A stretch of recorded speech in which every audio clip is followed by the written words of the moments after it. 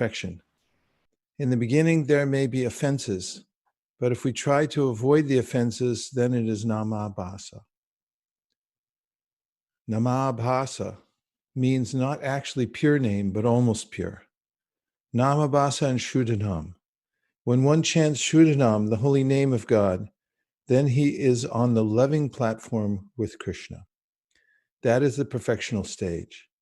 In a Namabhasa stage, not impure, marginal, between pure and offensive, that is mukti. You become mukta, liberated from material bondage. And if we chant offensively, then we remain in the material world. Bhaktivinoda Thakur has said, it is mechanical, Hare Kṛṣṇa, Hare Kṛṣṇa, Krishna Krishna, Hare Hare, but it is not Hare Kṛṣṇa. So we must be purely chanting, but we must not be disappointed, even impure. Therefore, we must have fixed chanting process, because we are not in the pure stage. Therefore, by force, just like a boy in the school, we had this training in our childhood school. Our teacher would ask me, you write 10 pages handwriting. So that means practicing 10 pages. My handwriting will be set up. So if we do not follow 16 rounds, where is the question of chanting Hare Kṛṣṇa? So don't be artificial. Don't be, I mean to say, a show bottle. Be real thing. And that is wanted. If you want real benefit of spiritual life, don't be show bottle. Do you know show bottle? The medical shop, a big bottle. It is full of water only. And color is red or blue or something like that. Real medicine does not require a show bottle. If one can chant purified, offenseless, once, Krishna Nam, he is free from all material bondage, only once. Devotee, Srila Prabhupada, you spoke about the 3 stages of chanting, and you are speaking about the middle stage, the clearing stage. Is that, I don't quite understand how that was explained. Is that like we're trying not to be offensive? It's offensive, but we're trying? Prabhupada, no, you do not try to be offensive, but because your past habits, you become offensive. Therefore, 10 kinds of offenses should be avoided. That we speak and give in list. That we speak and give in list when initiation. 10 kinds of offenses should be avoided. The most offensive is that by chanting Hare Kṛṣṇa mantra, I become sinless. So in the morning, let me do, or in the night, let me do all sinful activities. In the morning, I shall chant Hare Kṛṣṇa, and everything will be nullified. This is the greatest offense. Because I am chanting, therefore, I can do anything sinful. It will be counteracted.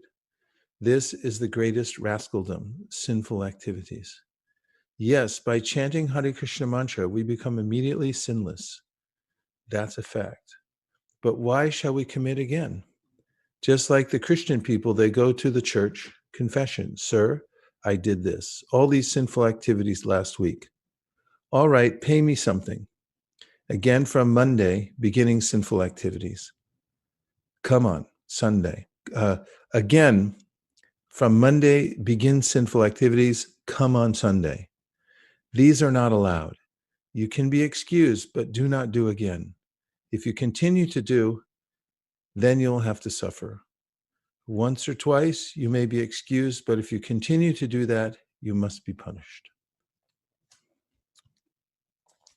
So we'll start by chanting the Panchatattva Mahamantra together 3 times, and then we can do some concentrated chanting the Hare Kṛṣṇa Mahamantra with no distractions. Keep bringing our mind back to the holy names. Jai Shri Krishna Chaitanya Prabhu Nityananda Sri Advaita Gadadhara Shivasari Gaura Bhaktivinoda Hare Kṛṣṇa, Krishna Krishna, Hare Hare, Hare Rama, Rama Hare Hare, Hare Kṛṣṇa, Krishna Krishna, Hare Hare, Hare Rama, Rama Rama, Hare Hare, Hare Kṛṣṇa, Krishna Krishna, Hare Hare, Hare Rama, Rama Rama, Hare Hare. It's very difficult to fit into the material world because we don't belong here. And the hard struggle for existence means trying to find a niche here in the material world, but there is no niche for spiritual souls in this world. So chanting Hare Krishna with feeling puts us immediately in our constitutional position. So it feels natural, and there's great relief because we're acting in our constitutional position as servant.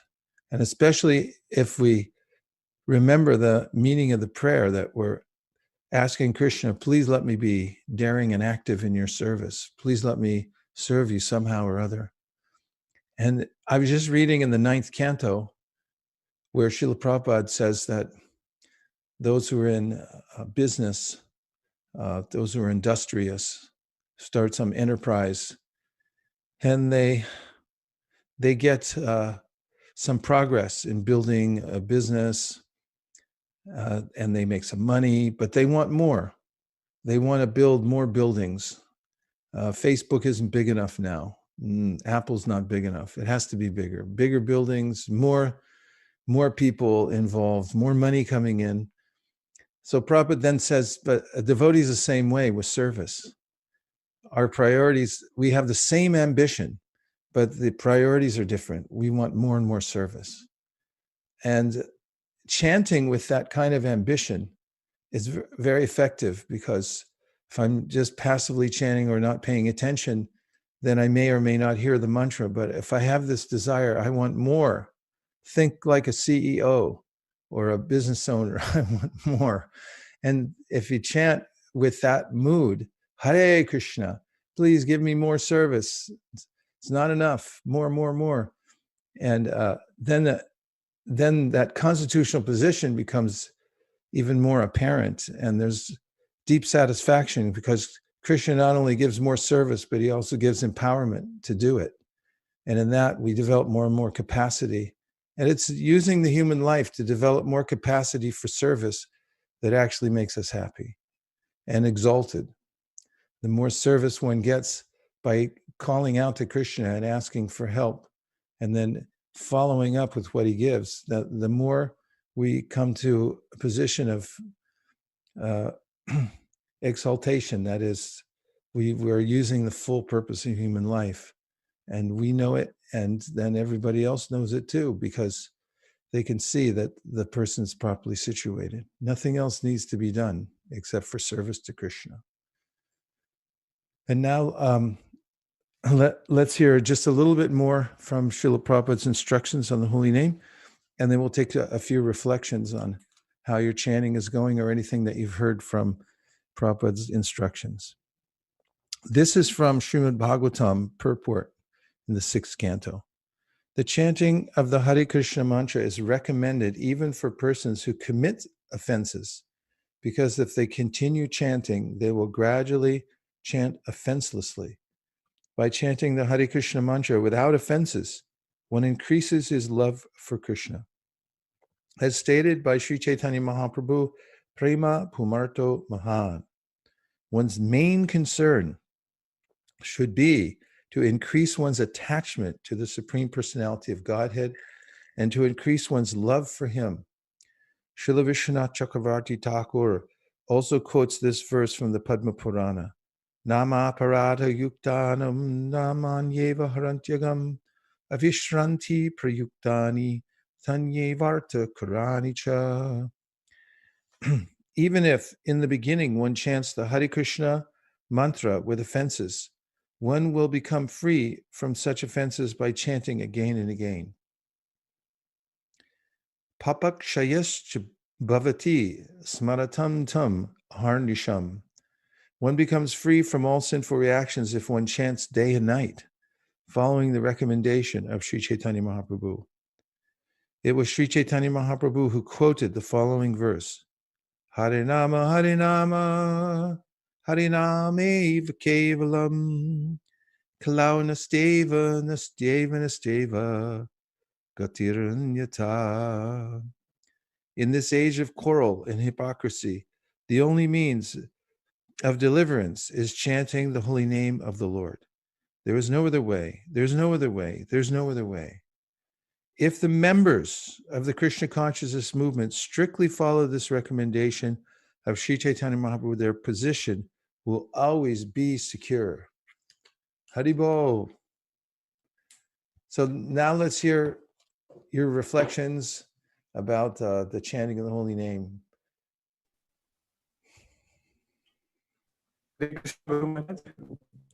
Hare Krishna. Please accept my respectful obeisances. All glories to Srila Prabhupada. Jai. I liked your point that you explained there is a difference and our chanting is effective when we pray with the mood, I want more service, compared to passive chanting or being absent-minded. Yes, nice. What did you like about it? Thank you very much. Okay, Hare Krishna. Okay, let's hear others. Okay, Shri Prabhupada. Hare Krishna. I had a question about Shri. the show bottle thing that we just read from Prabhupada's. I was thinking, I mean, personally, I think, we're raised in such a way that we always have to show off that we are good. I mean, that's how material world is, right? So I was wondering that even after coming to Krishna consciousness, because of that conditioning, it just doesn't go away very easily. So, and then I started thinking, yena kena prakarena, whichever way you go, at the end of it, it will get that intention will get purified. So I did not really understand what does it mean by show bottle in that sense. Can we still do show bottle to start with and then maybe get purified, or we should never do show bottle? Because, that's how, at least I have been trained that, you should be good. You should just show off, since you're a little kid, you have to be, it's more of a show off in the whole material world rather than real genuinity. So how do we connect that? Thank you. Well, at least if you know, and you're thinking, oh, now I'm being show bottle, I'm not being sincere, then you have a way of identifying it. And just by hearing about this, that there's actually a real medicine. A real medicine just works. It doesn't have to show anything. Chanakya Pandit once said, don't tell people how much money you have. Just let them figure it out by your lifestyle. And the same way, you don't have to tell anybody how many rounds you're chanting or how well you're chanting. You just have to show it by your behavior and how steady you are and how enthusiastic you are. That's how it comes out. And so, yeah, we have that tendency to want to show, but if we become aware of it and think, oh, it's not necessary, I just have to get the real thing, don't cheat myself. Did you ever hear that? Teacher in school says, if you cheat, you just cheat yourself. And so if we can develop that mentality, that understanding that anytime that I'm trying to show off, then I'm taking something away from the power of my chanting. So why do that? Why not take the real thing? Nobody cares anyway, ultimately. Everyone cares about themselves. So better thing that you just turn your attention to Krishna and try to attract his attention. Say, look, I'm sincere. And he only cares if you're sincere. That's the only thing that he really notices. The other part is like, yeah, everybody's doing that. Thank you. Hare Krishna. Hare Kṛṣṇa. Hare Krishna. Please accept my humble obeisances. All glories to Srila Prabhupada. Jai, good to see you. Good to see you. I just had a quick question.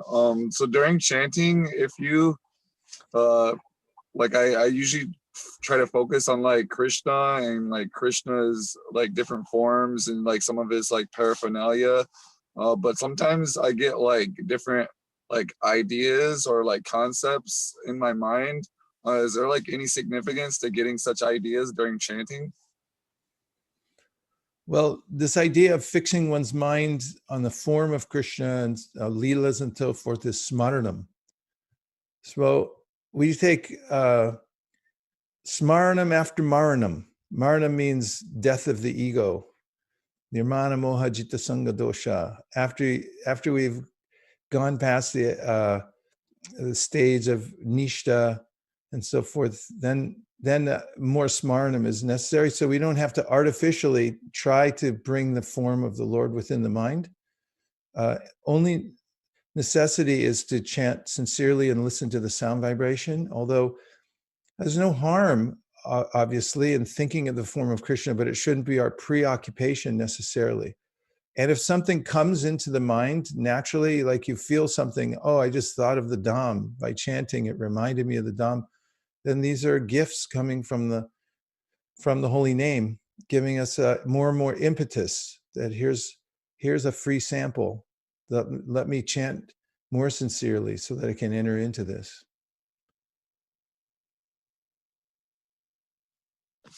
Thank you. Hare Kṛṣṇa. Hare Kṛṣṇa. Hare Krishna Maharaj, Dandavat Pranam. Hare Kṛṣṇa Shamarupa. I think 2-3 weeks back you had given a suggestion or a advice that while chanting, see the mantra and chant. So that was very helpful. So thank you very much. How did it help you? So when I see the mantra, then I remember that this is Krishna himself, and it reminds me that don't get distracted. Just focus on the take in the remember that this is Krishna and just try to focus on the mantra. So that was very helpful. Nice. I remember the first time I came to the San Francisco temple, and right outside, above the doorway, the outside door, it said Radha Krishna Temple. And I just remember I'd stare at that sign. I think it's so beautiful. Just the name, the Radha Krishna Temple. And I was thinking, why is just even the name written there so beautiful? And I can remember there was a board in the temple room that had the Hare Kṛṣṇa mantra on it. And sitting there looking at the board while I was chanting, thinking, why does that look so nice? And because it's the holy names. I once asked Radhanath Maharaj, he was here and he gave an initiation. And he gave so many beautiful names. And afterwards I said, there's such nice names you picked. And he said, they're Krishna's names. Of course they're nice. So that Krishna is beautiful in all ways. All the names, whether they're written or whether you hear them, they're all just sweet and sweet and sweet and sweeter. And so if we keep practicing and keep our mind in that mode of just appreciating and seeing it and being around it, then all perfection comes just from that. A couple more? Hare Krishna, Prabhu. Hare Kṛṣṇa. Hare Krishna. I was just realizing how by chanting with the team, with all the devotees, helps us to focus. And even if we give little attention to the holy name, like you said in the beginning, let's chant with focus, or chant with attention. The moment the mind hears that and puts even a little bit of effort, then the holy name is so merciful. Otherwise, the thought is like, I want to get my 16 rounds done today and then get to the other things. But when we say attention, then even the thought that we should finish the round goes away, and then we can really feel the mercy of the holy name. These are very important points. Yeah. You know, deeper and deeper levels of focus on the holy name means that we can trend more and more towards offenseless chanting. And coming to this point where we're out of the flow of time. Flow of time means that I'm thinking, when will this be over? How long did this round take? What time is it now? But a deeper level of focus on chanting means I forget, because my mind is so focused right now on just hearing the name and trying to analyze with my ear the sound vibration, that I forget how time is passing. And even better is when there's a taste for it, then the sound becomes enchanting. And then the time goes by, the time is up. I have to, it's the next thing, but you don't move. You just sit there, you keep going, or you lament, oh, I have to get up now. Then this chanting becomes more and more effective if we can focus like that and practice, going into that mood of deep chanting. Let's take one more and then we'll chant some more. Hare Kṛṣṇa, Prabhuji, Dandavat Pranam, Jai Srila Prabhupada. Hare Kṛṣṇa. Prabhuji, I have one question. I want to try offenseless chanting to avoid Vaishnava aparadha, especially. My mind is when I associate with devotees, always I'm thinking of fault findings or judging others, rather than I'm taking the Krishna Katha also. With that, I am doing this Vaishnava aparadhas. So how can I control?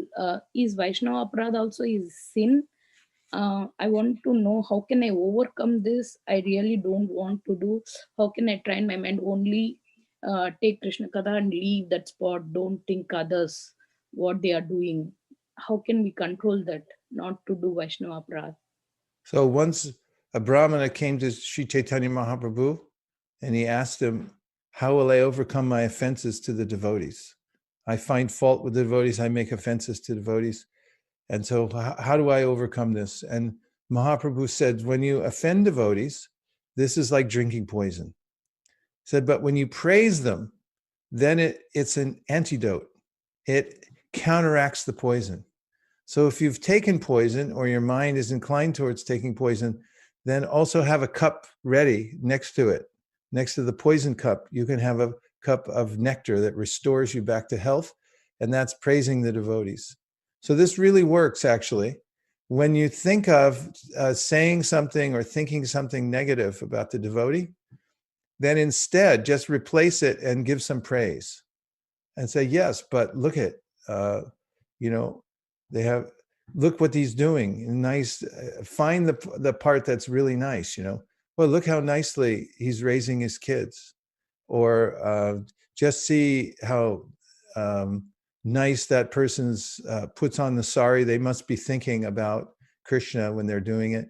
So find something and then put in the nectar to praise the devotee, and you'll counteract the poison.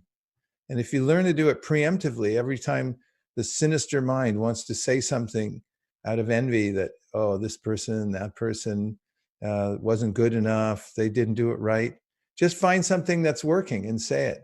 And if you're in a group of people who are trying to find fault and you throw in that nectar, there's a whole pot of poison there. And then you just take a little Dixie cup full of nectar and you toss it in there, you'll notice the whole thing, all the poison, it ruins it for everybody. Because it's like, no, we wanted to say something bad, and you just say one thing good, and then everyone gets disturbed and they go like, forget it. Because that nectar is so powerful. So if you practice that, and you'll notice advanced devotees do that, they're always thinking how to find some good quality, because a tendency might sneak up on us from behind and say, no, say something derogatory. But if you have that little cup always ready, that no, I'll say something beneficial, and people might look at you askance, like how could you find something good in a Vaishnav? This person's all bad. So no, I found something. And if you practice, you'll get really good at it. Okay, let's chant Hare Kṛṣṇa. Let's chant for a few more minutes with this mood of Krishna, please engage me in your service. And the more we're engaged in service for Krishna, then more we don't have to work on the farm here in the material world as hard laborers. We get to work on Krishna's farm in Goloka. Hare Kṛṣṇa. Hare Ram, Ram Ram, Hare Hare. Hare Kṛṣṇa. So this was an historic occasion. We came together for one purpose only. That's to glorify Krishna's holy name, the most important of all activities in the whole universe. And we had participants from all over the world. In the musical South Pacific, I think it was called, there's a line in one of the songs that says, if you don't have a dream, how are you going to have a dream come true? So we should dream about developing pure devotional service. We should dream about serving Krishna in amazing ways. We should dream about going back to Godhead and being with Krishna in the spiritual world. And then we can chant with great intensity, Krishna, please, please engage me in this way. And Krishna fulfills the desires of every single living entity. Why won't he fulfill your desire? And it's with that hope in mind that one keeps coming back and chanting more and more, despite all the obstacles, despite all the distractions. we have that dream that Krishna, one day I will be in full-fledged devotional service, no other concern in the world as your intimate servitor. So thank you very much, everyone, for joining. Make Japa great again in the International Japa Circle. And I'll look forward to seeing you on the other side in about 21 minutes. Hare Kṛṣṇa. Vanchakalpataruscha kripasindhaveva patitanam pavanebhyo vaishnavebhyo namo namaha. Gaur Premanande Hari Hari Bo. Hare Kṛṣṇa. Hare Bo. Hare Krishna. Hare Rama.